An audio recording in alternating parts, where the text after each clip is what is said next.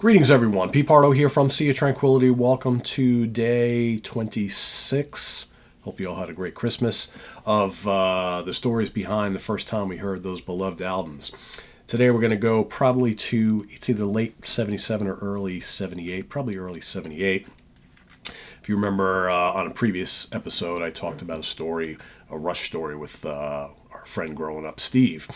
And here's another story involving Steve. So in the previous year, in 1977, my cousins had turned me on to the band Kansas, and specifically Point of No Return.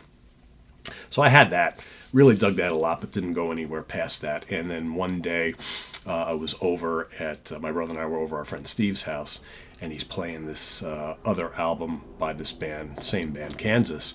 And he's like, oh, you got to check this out.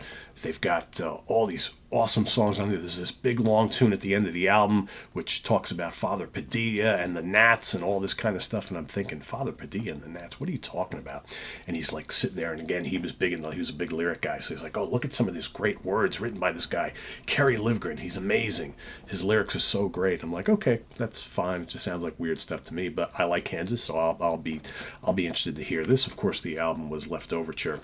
And more so for me of Magnum Opus, which was the song that he was talking about, this whole kind of way of, telling a story with little words, right, I guess. But I was just totally swept away by Carry On Wayward Son and The Wall and some of these other classics on here, Miracles Out of Nowhere, Questions of My Childhood, Cheyenne Anthem. I mean, just to me, this was like maybe even more harder rockin' than parts of Point of No Return, which I think has lots of good hard rock and prog on it.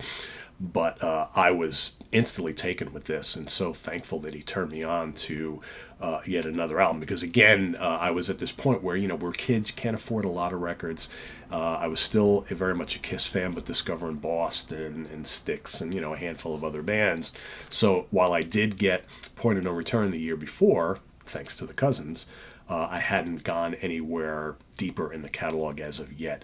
So, of course, after spending that afternoon with Steve listening to the wonderful Leftoverture, and I love the cover artwork too, I was like, all right, I think I have my next album that I need to go out and save for to be able to get, because I fell in love with it instantly. And I think once I did this, once I went out and got this, I basically was hooked on Kansas by that point in time. So I think the next one that I went out and got was when Monolith came out, and then I went back and got Song for America and Mask and the debut, right? So then I had all of the 70s albums, and I kept buying them. I bought Audio Visions when it first came out, and I bought, I think by the time that Vinyl Confessions and some of those albums came out, I was being a little more selective with what I was going to buy by Kansas, because I was listening to much, much heavier stuff, and I, would, like when I Know the Walsh left, I kind of didn't immediately gravitate towards the Elefante albums, but then when Power came out, I bought that immediately because I was already getting into Steve Moore. So, it's a whole other story anyway. So you can see there's a lot of related stories here.